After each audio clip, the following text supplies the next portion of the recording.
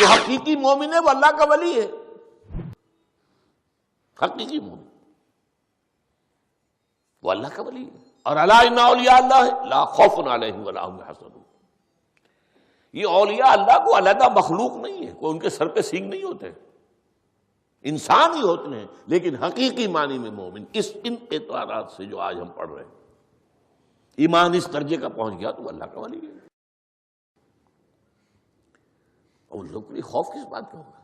کس سے خوف کروں؟ اس کے ہاتھ میں کچھ ہے ہی نہیں، اور اگر کچھ اللہ نے میرے لیے لکھ دیا وہ آ کر رہے گا، چاہے میں لاکھ گڑ گڑاؤں اور اس کے سامنے کہ مجھے چھوڑ دے، اگر اللہ نے لکھا ہوا ہے وہ تو آئے گا، تو کاہے کو اس کے سامنے گڑ گڑانا، کاہے کو جمبسائی کرنا اس کے سامنے؟ اور کسی کے ہاتھ میں کچھ ہے ہی نہیں، میرا خیر ہے ہی نہیں، کاہے کو خوشامد کروں اس کی؟ قلبي من رشا